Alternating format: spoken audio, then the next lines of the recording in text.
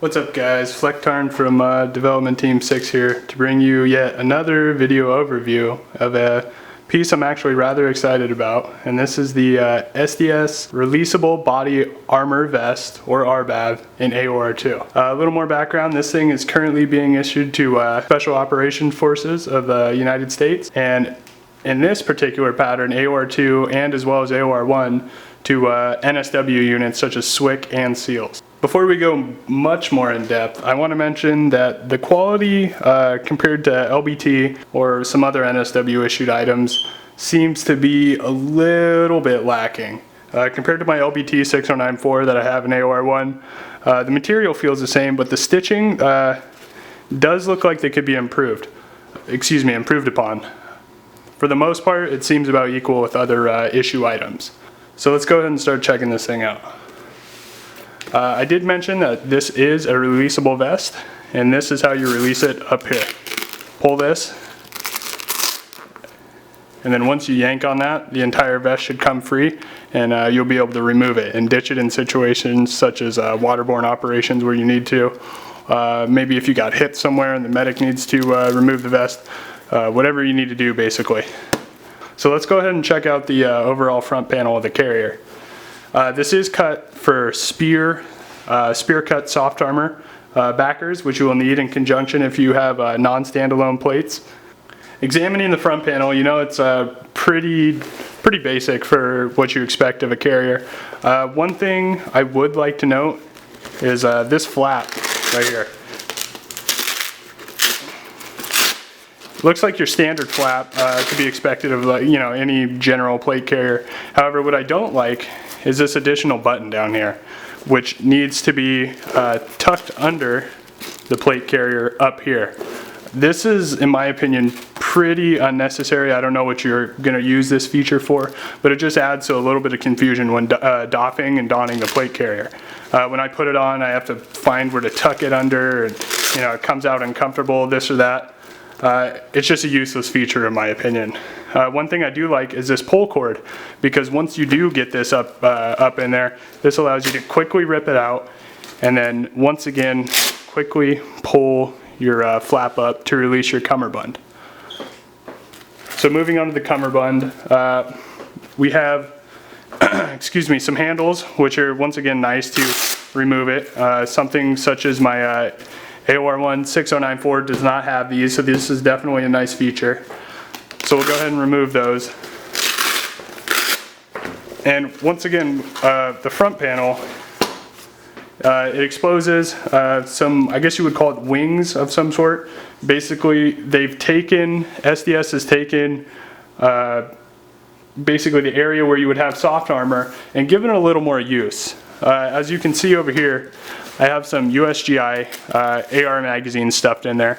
These wings can hold 2 of those magazines. Let me show you something I do not like about this, are these retention cables. The shock cord, or whatever you want to call it. I'm assuming this is how you secure it with this bungee cord and this fastener. And then somehow it's supposed to sit like that. Once again, I am assuming, however, it doesn't do a very good job and comes off rather easily. So if you're going to have something, see it ripped out right there. If you're going to have something such as an AR magazine in there, I would suggest possibly having like a wad of paper or something of that nature under there. That way you can have some tension built up when using the bungees. And you see with a little bit of tension on the pushing from the bottom, if a wad of paper was there, it basically keeps the magazine in place. Also something to note, I would actually recommend stuffing a wad of paper or something in there if you plan to run AR magazines in there, because with the cummerbund adjusted and this plate carrier writing how it should be, these magazines are actually very difficult to get to. One thing to note is the way this is cut, when the plate carrier is on you, the body armor is on you and the cummerbund is secured, this is actually rather comfortable to have positioned on your, how would you say, towards your obliques. I do have a Cry CPC and I have a 6094, and I've noticed when I run magazines in the pouches that are on the flanks of my plate bags, it's rather uncomfortable. So I'd rather not run anything there at all. However, with these, that's not the case. They're rather comfortable. So we'll go over here. This one I left empty for a reason. You'll see this right here. You're going to be like, what the hell is that? This is once again, another type, some sort of retention for something, I don't really know what it is, but there's a strip of Velcro, 2 pieces of Velcro, which divide this pocket into 2 pockets. So when you undo it like this, you can carry a larger piece of munitions, maybe smoke grenades, whatever, and then you can secure it with this. So this is either 1 large pocket or 2 smaller pockets, whatever you prefer. Once again, both sides have the retention system as stated on this side. We'll close this up and we'll open up the plate carrier. We'll check out this. So this is going to have an inner cummerbund as well as the outer cummerbunds. This is something that to me is not incredibly useful, so I would just cut it. That way you don't have to deal with another thing when putting it on. However, I could see it being useful when you want to secure your soft armor that's going to be right here to your body. Other than that, I'd just get rid of it. So we'll go ahead and check out the, I guess you would call it the plate bags and the soft armor bags. This will house, if you can see, this is a medium, so it's going to house a medium plate. You might be able to get a large in here, and I would probably not suggest running anything other than a medium. Definitely not a small, perhaps a large.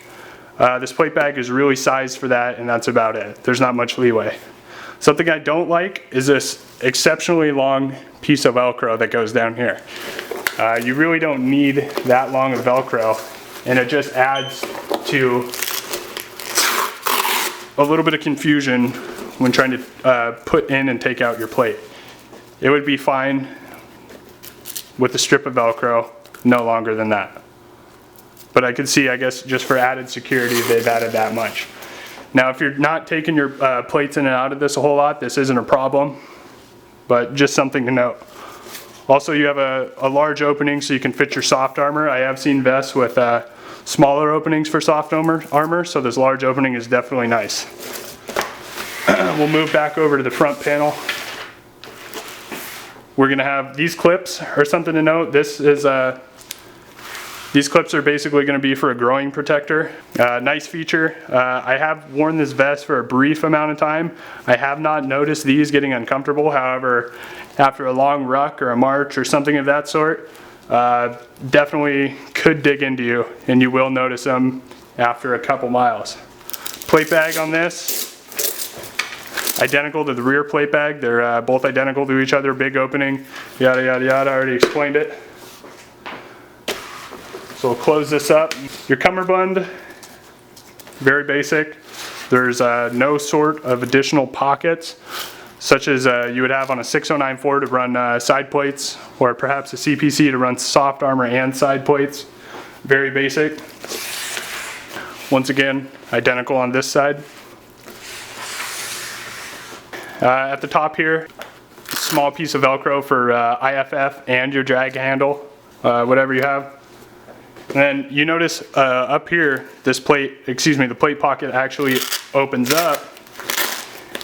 And this main purpose is so that you can adjust your shoulder straps. It's very similar, if you can get in there, to a CRAS style. If you're familiar with the CRAS, the releasable carrier, these are very similar systems for routing. It doesn't look difficult to put back together once you doff it. Another nice feature of this, if you can see in here, I wouldn't mind running this as a hydration carrier. It'll go down in there and be pretty secure, and you can run a pretty damn large hydro without purchasing an extra hydration pouch that's going to cost you money and take up real estate on your back panel. So that's a nice feature. You can run bolt cutters back here, pretty much anything you can think of. Let your imagination go ahead and guide you through that. Moving to the bottom of the back panel, this flap here exposes the adjustment and releasable system. This is secured by 4 buttons. as well as a strip of Velcro and another button on the underside of this rear of the carrier. So if we check it out, you'll notice, if you are familiar with the C-Wrist, this is going to be a little bit different than the C-Wrist adjustment system. The C-Wrist has several holes which allow you to adjust your cummerbund and your shoulder straps. However, this only has one hole and has, see if I can find one here, sliders, so you can pull here and it'll take some slack out, and basically that way you can adjust it. While this system does allow, pull it back up here. This system does allow for a lot more fine tuning compared to the C-Wrist.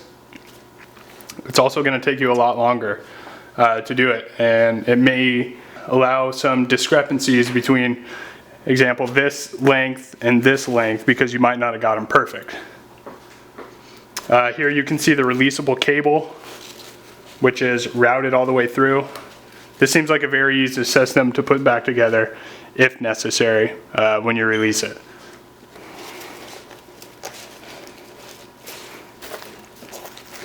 So put this back together briefly.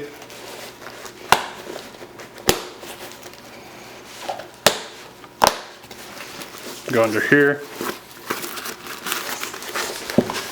And I'll put it back together for you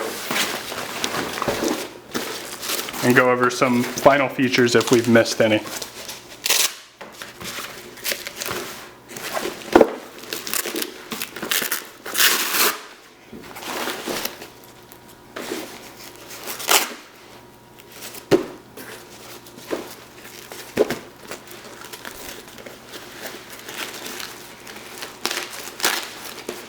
So once again, here's your SDS RBAV and AOR2. Pretty basic armor carrier with not a whole lot of frills and extra features. They do have the side pockets on your flanks for carrying magazines, possibly a radio, munitions of some sort. I do not like the bungees.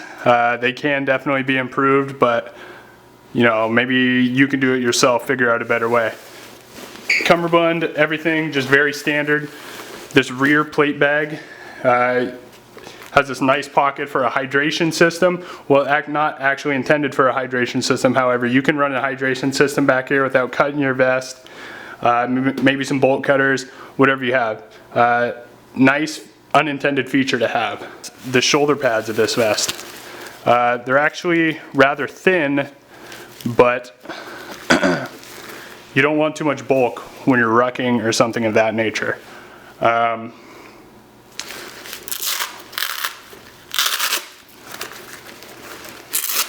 They are removable.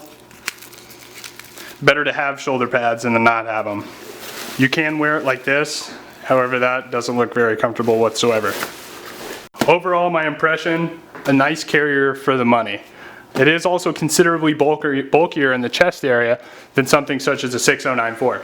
But that's to be expected because this is a soft armor carrier, and if you're wearing something like this, it's probably because you don't need a 6094. Final verdict, very nice carrier for the money. On eBay, they're going for about anywhere from $500 to $600 currently.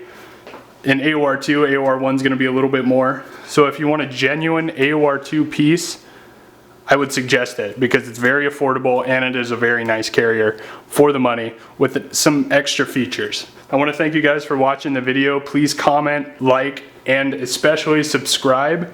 If you have any questions regarding the carrier, please contact me in YouTube.